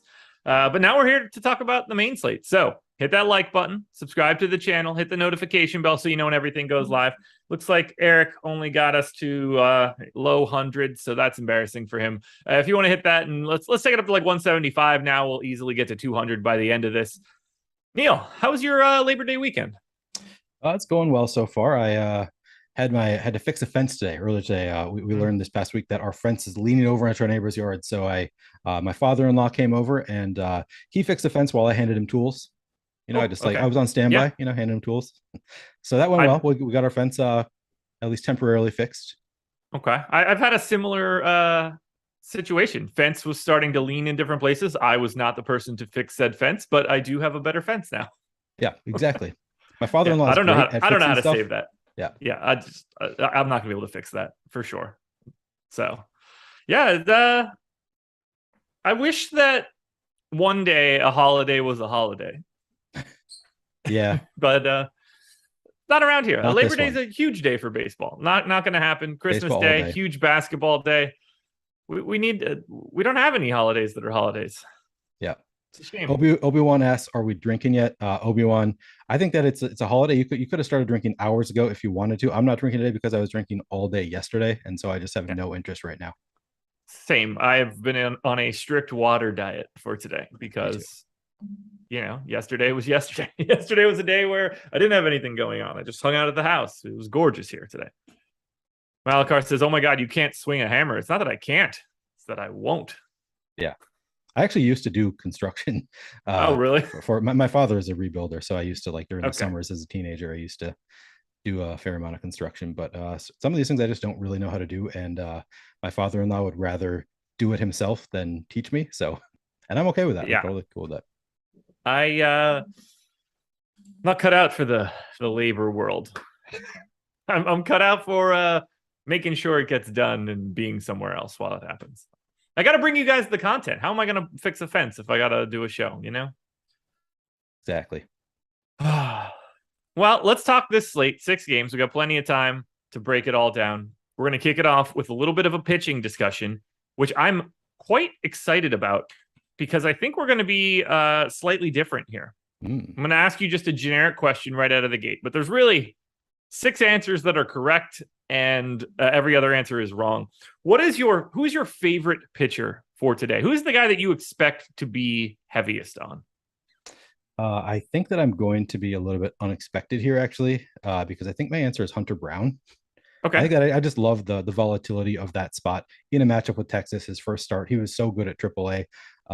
He looks a little bit over-owned in the top pitchers tool relative to at least his top 2 odds of being one of the top 2 pitchers on the slate. But in terms of top 2 point per dollar pitchers, he's actually under-owned. And I think I'm going to lean into it and just go heavy on Hunter Brown at 5,200. I do not disagree. Okay. Is he one of the 6 that you said was okay? Yes. Okay. He is my second most exposed pitcher right now. $5,200 price tag against the Rangers is very difficult to pass up on. Big time K rate, and honestly, at a price tag where you can be a much shittier pitcher and still get by at 5,200, and he isn't that. So I have no qualms with your Hunter Brown selection. My answer is not an answer that matches our top pitchers tool. He is getting some ownership, but I'm willing to pay the full freight today on Tristan Mckenzie. And this is not the first day that I have recommended Tristan Mckenzie on a day where he is not getting enough ownership. That has worked out for me in the past. I'm hoping that it works out again. I've got the Royals lineup with an aggregate WRC plus of 102. That is quite bad. It is the second worst on the entire slate. I've got a 24% K rate on the Royals. That stands out as a positive mark for me. Mackenzie has no trouble getting deep in a game. There are very little power threats for Kansas City in a park that nerfs power. So, and when I say very little, I mean the first 4 guys and then everybody else isn't, because Melendez, Witt, Perez, Prado, they can take anybody deep at any point. Tristan Mckenzie is my most exposed pitcher for today. I don't hate it. It seems like a great spot for Tristan Mackenzie. As you said, he actually is looking a little bit under-owned, at least in my latest refresh of the top pitcher tool. 22% ownership, 25.4% chance of being a top 2 pitcher. So I got nothing against that play. I came in with a 39% chance of him being a top 2 pitcher on DraftKings. So I am quite a bit higher than our data, but I have been higher on Tristan Mckenzie for the entire season. So I'm not exactly shocked that that's happening. Let's talk about another guy that's pulling a lot of ownership. He wasn't a name that, we didn't say either of the 2 names that are pulling the most ownership on this slate. Where do you land on Blake Snell, sort of the alternative to Tristan Mckenzie today? Yeah, Blake Snell looks fine. If you get to Blake Snell at 10-2, I think he's totally fine price tag for him. The matchup with Arizona is not the easiest matchup in terms of strikeouts. So that's the only real downside to playing Blake Snell. But he's a great pitcher. Yeah, I think I'm totally okay with the ownership. My guess is I'll be a little bit underweight to Blake Snell. I'm probably gonna have a cap on my pitcher exposures that is lower than 42.3%, but not by a lot. So I think I'll probably be close to the field on Blake Snell. How about you? I'm about half the field on Blake Snell, and for every share of Tristan Mckenzie that I normally get that other people don't get, I'm the opposite for Blake Snell. I never get this dude, no matter what his price is. He's just always a guy that I end up like half the field on. Normally, I'm okay with that because Blake Snell roller coaster starts are terrifying. He's inevitably going to put like 3 guys on in the 3rd inning, and he's either like a strikeout away from saving himself or like 1 hit away from just blowing the entire start. So I never have him. I always hate that I don't, because his upside is staggering. But today, I'm half the field on Blake Snell. What about Lance Lynn? 7,900, the second most owned pitcher on the slate behind Blake Snell. Yeah, I think I'm still okay with it. My guess is I'm going to be coming in underweight to Lance Lynn. He just looks, so he's at 39% projection ownership with a 20.9% chance of being a top 2 pitcher on the slate. And when I think a pitcher is getting a little bit too much ownership based on the price tag, more so than their odds of success, I think I'd rather get away from it. That said, if I set my cap at 40% and give a boost to Hunter Brown and still get to that 40% of Lance Lynn and match the field, I'll probably just eat it. But my guess is that I'll be coming in under the field just because I'm going to be going to more of Hunter Brown, Blake Snell. Now you've kind of convinced me on Tristan Mckenzie, so I think I'm probably going to be underweight to Lance Lynn. But if I get up to 40%, whatever I set my cap at, I think I'm fine with it. Final 2 guys that I think that we actually need to talk about, at least from an ownership perspective. Andrew Heaney at 9,600, going for the Dodgers against the Giants here, 30% owned. I'm right about there. I think he's just sort of like properly owned at this point. I don't have too much to dig into on Heaney. Yeah, 35.4 strikeout rate, 105 whip. Obviously not the best matchup in the world against the Dodgers, but the Dodgers have a 3.3 run implied total. So they, the odds seem to suggest that he is going to be doing well. He's got a 30.7% projected ownership with a 27.4 chance of being a top 2 pitcher on this slate. I'm okay with eating that ownership. I think that I'll probably be close to the field. Maybe, I don't know if I'll be over the field, because again, I'm not going to go out of my way to take Andrew Heaney against the Giants.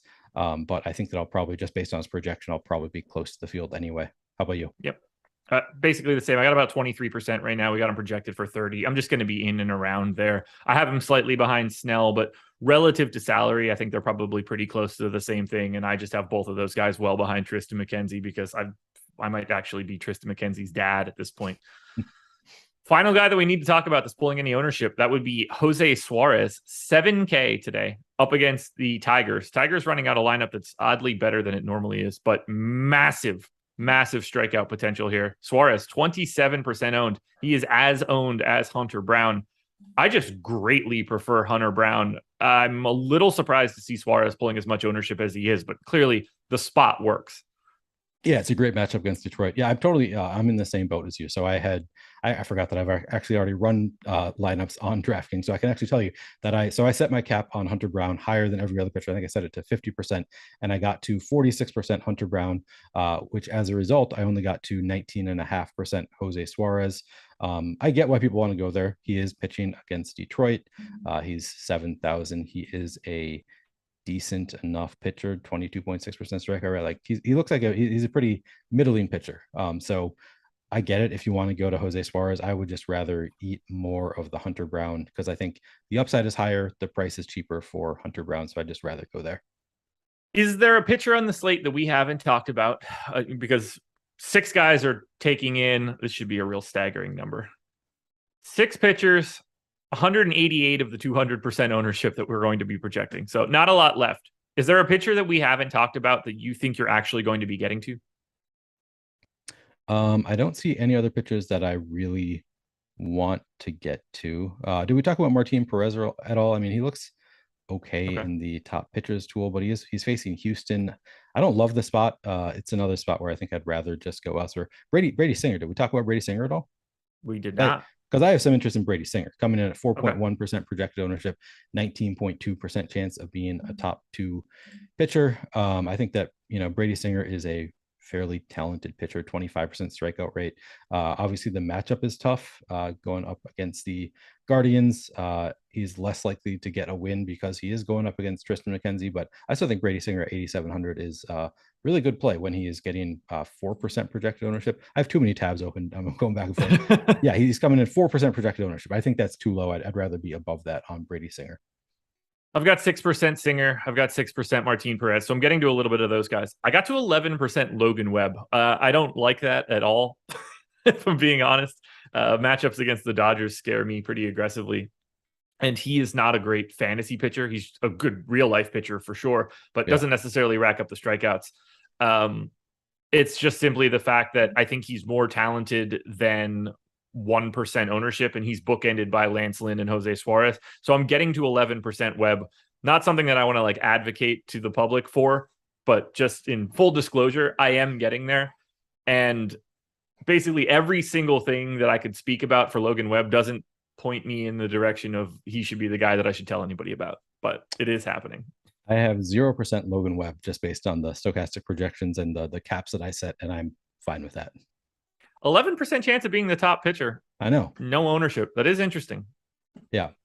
So sometimes in those spots where the chances of being a top pitcher are better than the ownership, sometimes I will give a pitcher a little bit of boost just because, that kind of suggests that the range of outcomes, he looks better than just his base projection.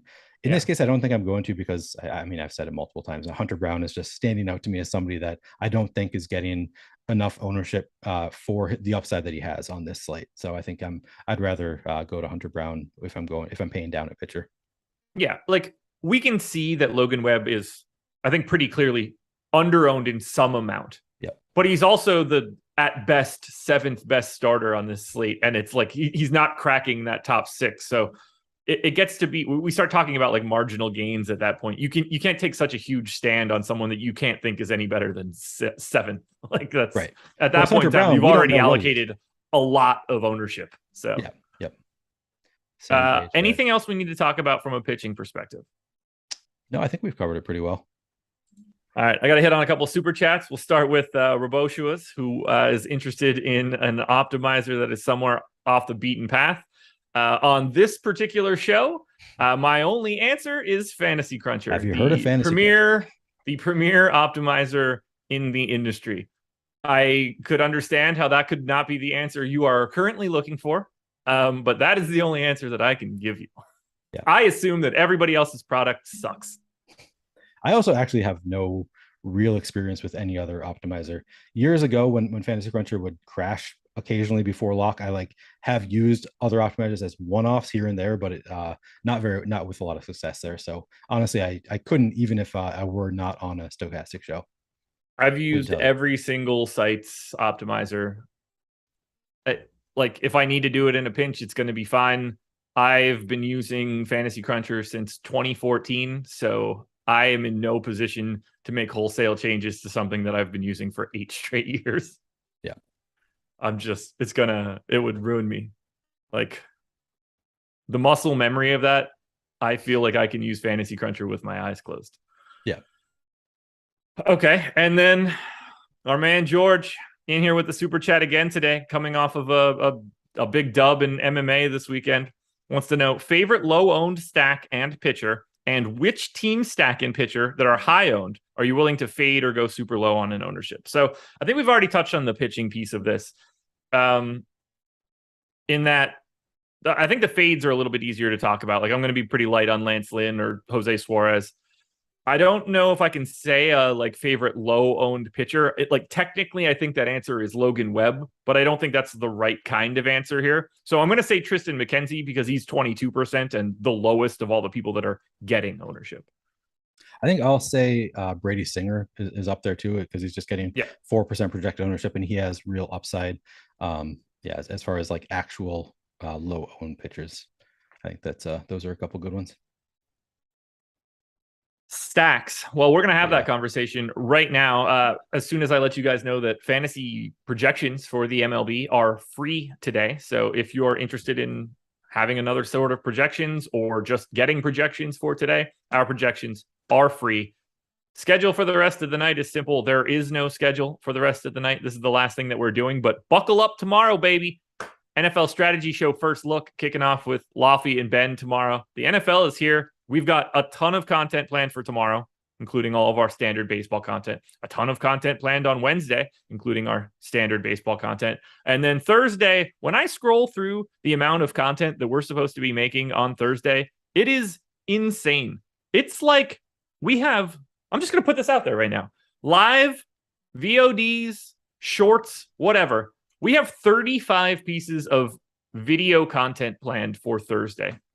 That's not just all NFL, but 35 things are on our schedule for Thursday from a video perspective. That's not even talking about whatever articles show up on the website. So buckle up, everybody. Stokastic is here for the NFL season. I will be doing myself 2 VODs. My first, I guess I've done 2 VODs ever at this point. So I'll be doing 2 more on Thursday. I'm also writing a Showdown article and I'm doing Showdown Deeper Dive. It is, the busiest day that I will have had yet at Stokastic. I will have 2 contenders videos for Fanduel and DraftKings for Thursday Night Football. And I believe you also have one other piece of content coming out shortly. Do we get an interview with future president Eric McPherson soon? I will be interviewing EMAC tomorrow. If you have questions for EMAC, please hit me up on Twitter. I'm at PlayerQDFS. You can just respond to my post about interviewing EMAC tomorrow or send me a DM if you'd rather do it in private. But I'm really looking forward to talking to EMAC. He and I have actually not done a ton of content together. We talk here and there, in the Slack or between shows, we run into each other, but we haven't done a ton of shows together. So I'm really looking forward to talking to EMAC tomorrow. Industry legend. Going to be a good one. Make sure everybody checks that one out. I'm going to say that he'll get the second most views behind someone else. I don't know who's at the top, but I bet that guy's awesome. Can't remember who it is. Yeah. Nah. I hear he's an incredible person, just clear across the board. Let's talk stacks. So let's see. Where do I want to go for this? This will work. Top stack in terms of ownership right now is quite clearly the Angels. They sort of have the best combination of upside and value. They are tops in our top stack tool, or at least they were the last time that I pulled it. Let me double check and make sure that I'm not just talking out my butt. No, they were second. Okay. Second in top stack, second in value, first in ownership. I was reading the wrong column. I had them first, but either way, I think it's pretty clear that they look good. It's Tyler Alexander on the opposite side. This is a big time hitter's park at this point in time. And these guys outside of Trout and Ohtani are basically free. How do you feel about the Angels today? I will be largely fading the Angels. I think I'm fully fading the Angels as a 5-man stack. I will just be getting to the Angels as I think I'm doing 5-0 stacks today. So I think that I'll have plenty of Angels as one-offs, but I'm not doing any Angels full stacks just because I think they are going way too over-owned. And I think there are other stacks that just have better lineups. I mean, the Angels, it's a great matchup, but they don't really have 5 bats that I really want to get to. So I think that I'm pretty comfortable fading them as a 5-man stack and just going to them as one-offs. How about you? I am not comfortable fading them and going as one-offs. I kind of wish that I was, if I'm being honest, but for right now, I am about neutral to the field. I think once I run my final crunch, which will come up in, 10, 15 minutes, I might dial back their 5-mans a little bit, but right now I am neutral to the field. Anytime that I can, they may be chalky and Ohtani may be incredibly expensive. I still think that it's pretty easy to get to him. And I'm saying that as someone that's getting to 60% Tristan Mckenzie as well. So I'm not having a huge issue paying for the best parts of the Angels lineup, Trout and Ohtani, obviously, and also paying up at pitching. So I'm kind of happy to get there. I have a staggering amount of the Tigers, which I didn't realize until right now. So I think I found out why I'm getting value. I do. As I'm looking at the Angels lineup, I feel a little bit less comfortable full fading them, just because it does look like for their price tags, that is a really solid lineup.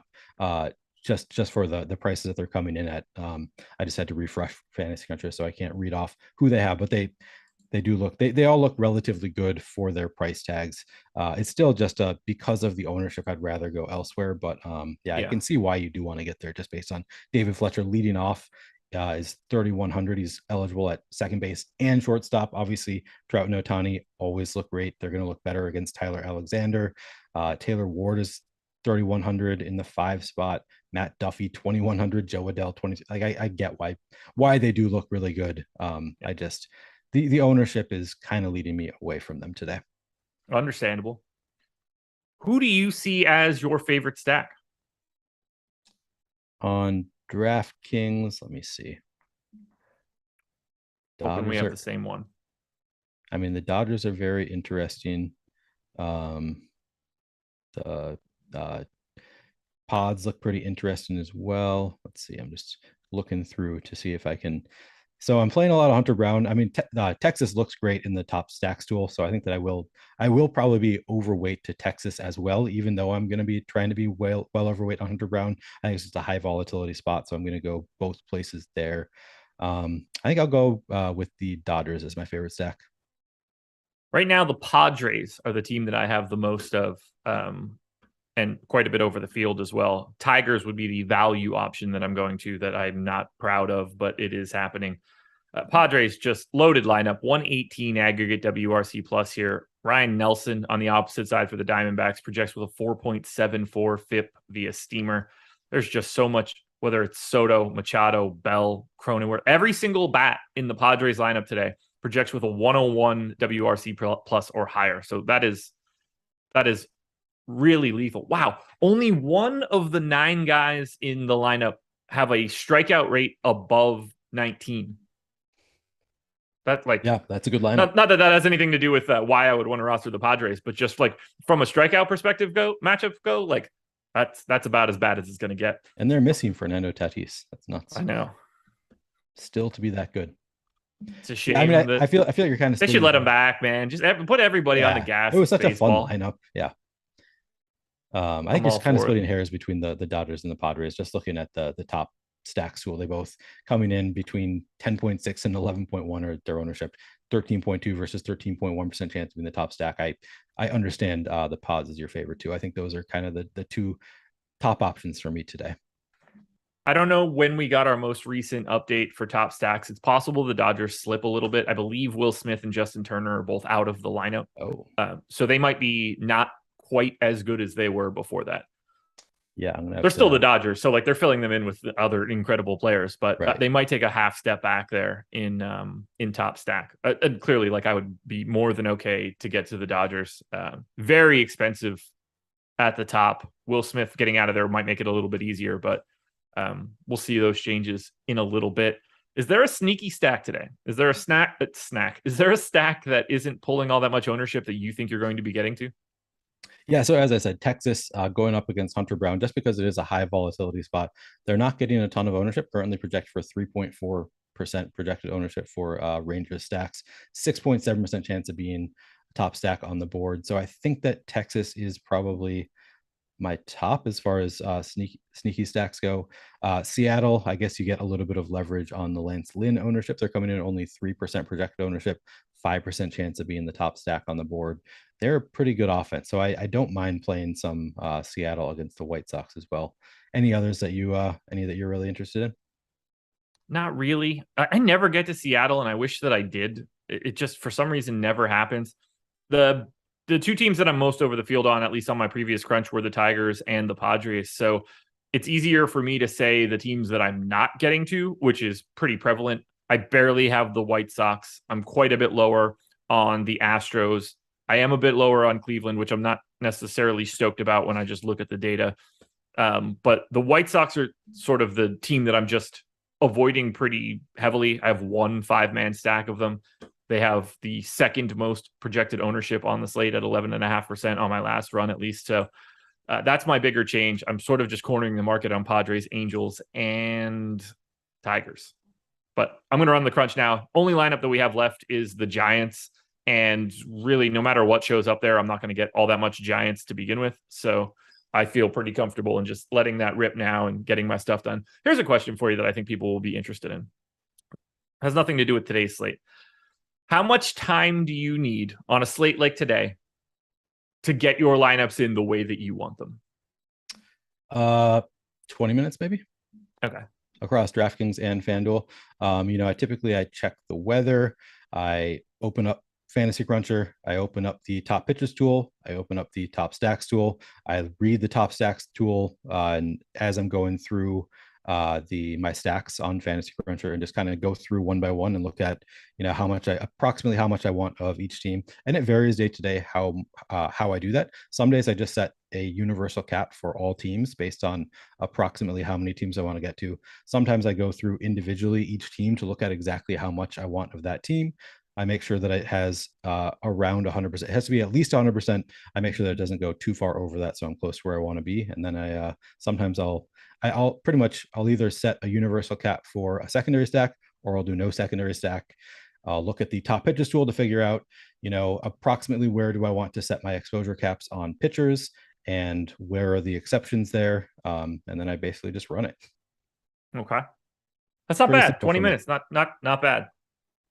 I'm sure, like, there was a time where it was way too much, and I was finding myself to be kind of behind the 8 ball a bit.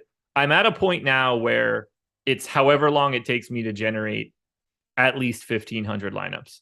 The rest of it is now like paste and go. I've got everything. I've got all my knobs turned and dialed into where I want them to be. So I'm at the mercy of as quick as I could possibly generate these lineups. So it's gotten to the point now where I could probably do it in like just under 10 minutes from start to finish. And probably like if this were a normal lock and it was 7:05 and I click start at 7, I'm going to be okay.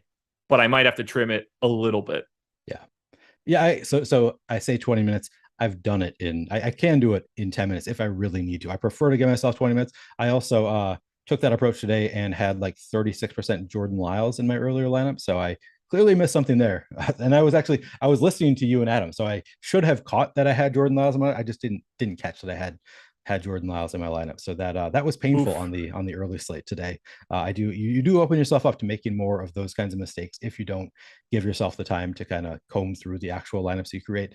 And that's one big difference between you and I in how we do MLB is I'm using late swap optimizer for even before the slate. So I'm just creating the lineups that I'm going to use. And then sometimes I'll run it through a few times to get approximately where I want. But I am not creating more than the lineups that I'm actually using in baseball. It's very different for me in football. Football takes much, much longer for me. Okay. And basketball as well actually takes a lot longer because they're tinkering with projections to try to get to exposure levels that I like on individual players. Whereas baseball, I don't really do that except for it takes me longer on shorter slates on baseball because on shorter slates, I do tinker with player projections and stuff to get to exposure levels I like.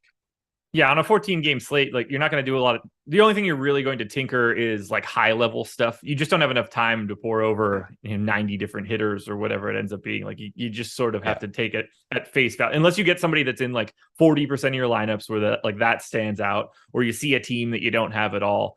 On the shorter slates, you just see numbers easier. So I'm with you on that one. Yep. All right, we have 15 minutes to go. 6:40 is 10 minutes to go. Whew. Yeah. Okay. All right. So let's talk quickly about the presenting sponsor here. That would be Drafters. First time that I'm doing a Drafters read. So welcome, Drafters. Don't know how long you've been around, but you're new to me, and I'm happy to have you guys.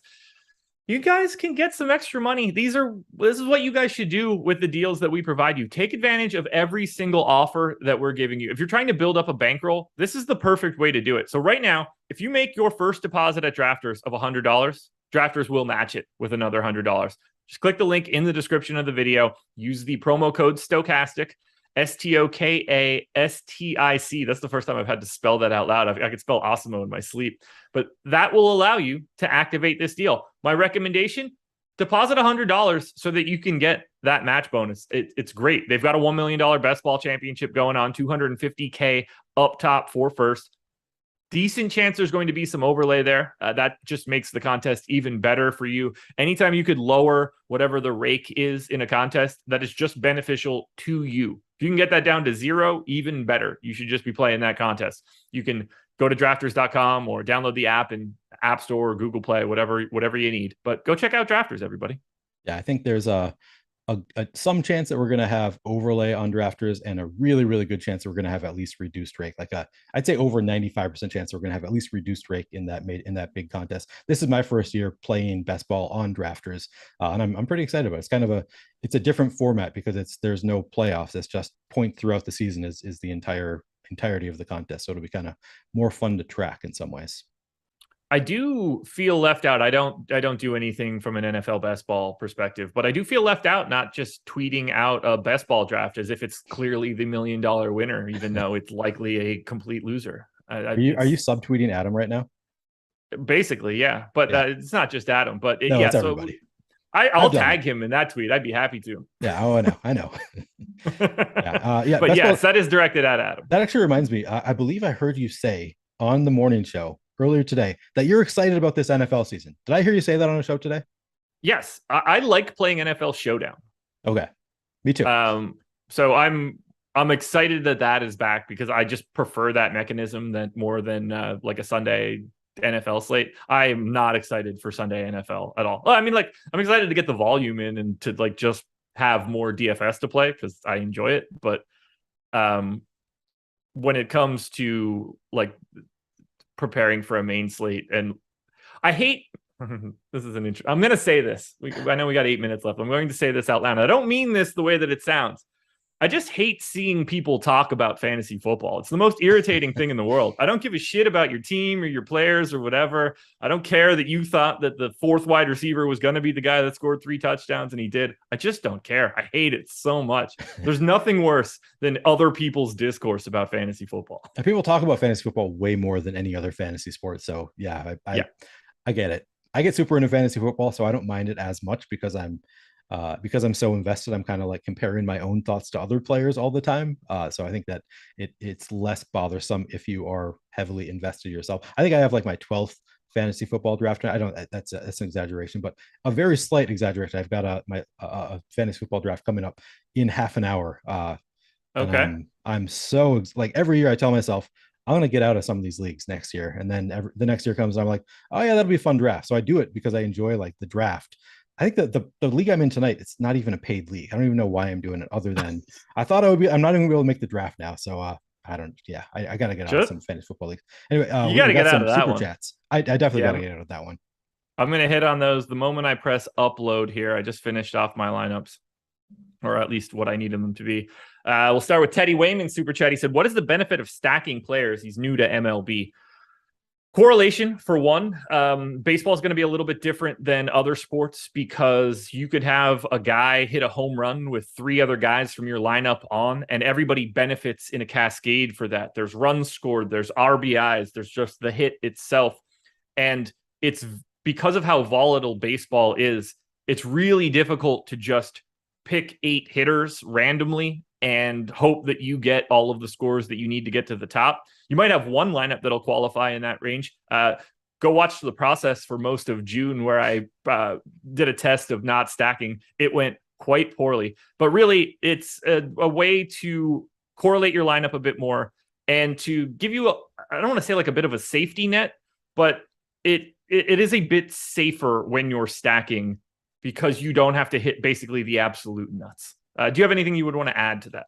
Yeah. So just the correlation piece is the biggest part. As you mentioned, it's, you get positive correlation with the runs and RBIs, but also just every batter that gets a hit, that means that's more likely that the other batters in the lineup are going to get at bats. So you just get more at bats as the lineup is doing well too, across lineup. So there's higher correlation among batters who are like next to each other in the lineup, but there's also correlation in like the 2 and the 7 batter. Like there's correlation throughout the lineup. So there's just a lot of ways that it makes sense to correlate your lineups.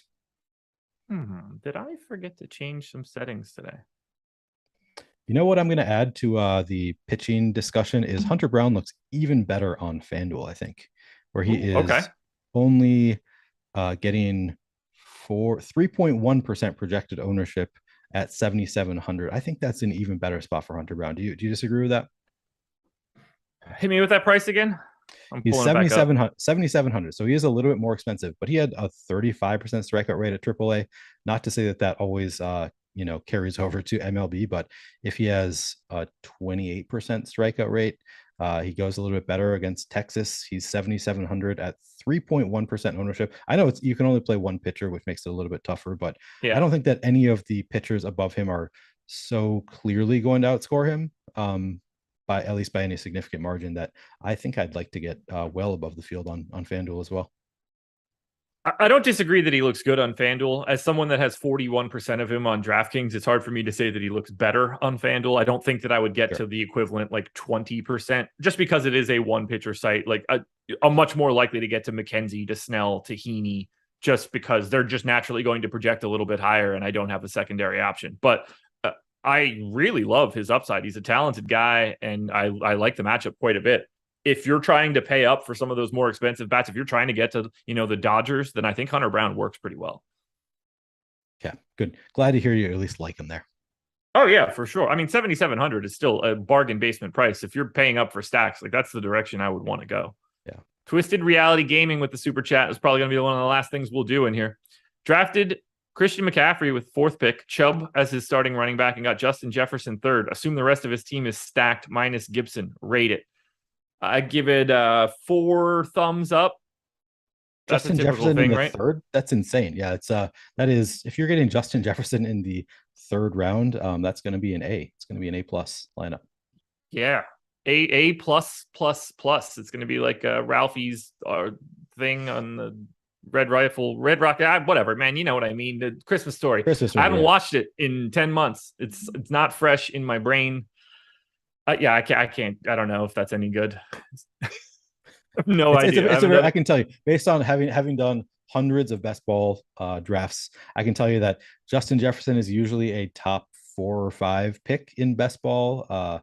Nick Chubb would be like a late 2nd round pick. CMC usually a top 3 pick. So these are all guys going. Chubb is the only one who's arguably not going too late. But say you're taking Jefferson in the 2nd, Chubb in the 3rd. Yeah, it's a great lineup. I'm really confused by that Justin Jefferson in the 3rd one though. Like even I know that that's nuts. Like did everybody else die during the draft? How does that happen? 3-man draft. Okay, Giants lineup is out. It is quite different than what I had at first. Longoria, Estrada, no Wade. Brandon Crawford wins VR. I'll have 1 or 2 changes to make here, but I'm not super concerned with making changes here. Plenty of time to make them too. Yes, plenty of time to make that. 6:38 and 30 seconds. Let's hit up the final exposures. I've got basically 60% Mackenzie, 40% Hunter Brown, a scattered amount of everybody else. So very light on Snell. Well, lighter on Snell, lighter on Heaney, lighter on Lynn, very light on Jose Suarez. That's a good reminder that I should probably do one more crunch, because I have not run one since the beginning of the show. And I kind of like 1 minute. I have 1 minute, and I'm going to do it in that 1 minute. I got this. All right. Okay. Wait, does it need to be uploaded as well? Yes. Okay, you do that. I'm going to walk through my hitter exposures. I'll give you this full minute. Finally, from a hitter's perspective, most exposed stack for me today, San Diego Padres, making up 26% of my exposure. So that is north of where the Angels are projected. I'm neutral to the field on the Angels and 2x the field on the Tigers.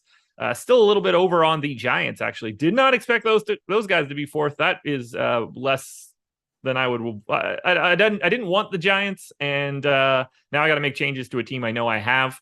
Biggest fade for me today, that would be the Chicago White Sox. I have just under 4%. They are 11.5% owned. You got it in? You got it in. There we go. With 10 seconds to spare, too. Like there was ever a doubt. Never did I a upload doubt. my lineups? Yeah, I did. 48% Hunter Brown is what I ended up at. There we I'm go. comfortable with it. I like it. I like it. How's your early? Oh, your early slate is basically dead in the water, right? Yeah, Jordan Lyles killed 36% of my lineups, and it was just not looking good in general. So, yeah, whatever. I thought I would have looked a little bit better here, but I don't. I'm losing half of it, so adios money. Yeah. What else is new? It's baseball. That's how this works. You either get the stack right or you just get creamed. Yeah. And it's been an crushed. ugly early slate. Yeah. Didn't see 5-0. I'm saying nil like it's soccer. I didn't see Washington 5, St. Louis 0 in that one. Oh, no, really? Yeah, that would hurt me too. Yeah. Well, there you go. Yeah. That's it, everybody. We're done. I like these 6:40 locks. Live before lock, a much better show when it's only 40 minutes. Yeah. Not that I don't want to talk to you for the full hour, Neil, but it's MLB live before lock, you know? Give me an NBA live before lock. Draft. I'll do NBA live before lock for 8 hours if people want me to. Really? I'd be happy to. I will. Oh, easily. I would go live. Let's see. So it'd be what, 11 to 7? I would go live at 11 o'clock in the morning and go the whole way. I think Not every need you- day. If I do basketball content this year, which I've heard that I'm going to be doing, I think I'm going to need you to coach me a little bit on how to manage that and lineups at the same time, because that feels overwhelming to me. It is overwhelming. There's no way to do it well. I will inevitably not get my stuff in multiple times throughout the season. I've done it live on shows. Back in the day when I was sharing my screen and doing it, people would watch it happen and not get those lineups in. Yeah, that's right. It was brutal. There were times where people were like, "Oh, yo, this contest is going to overlay on DraftKings. Like, hop into it." Because I was normally playing on Fanduel, and I would enter it. I would get my lineup. Like, I would reserve those entries, get back to finishing off Fanduel, and then never get those lineups back in on DraftKings again. And I jammed you can do into it nothing. after lock. So Yes. that's a positive now. Yeah, this was 2017. Yeah. There was no late swaptimizer or anything like that. You're just kind of dead unless you made a good dummy lineup. But doing a show at 6:50 when like Anthony Davis and Kawhi get ruled out, there's no way to manage that. Like the show just kind of goes away. You talk through what you're actually doing. It's just always awful. 4 years later, it's never better for me. Okay, so good to hear. It's just going to suck. That's what I'm hearing. It is going to suck. It just does. There's no way around it. So thank you guys for being here. It's a great time. Back again tomorrow. Tons of content. Thank you to drafters. Hit that like button on your way out the door. We're out of here. Peace.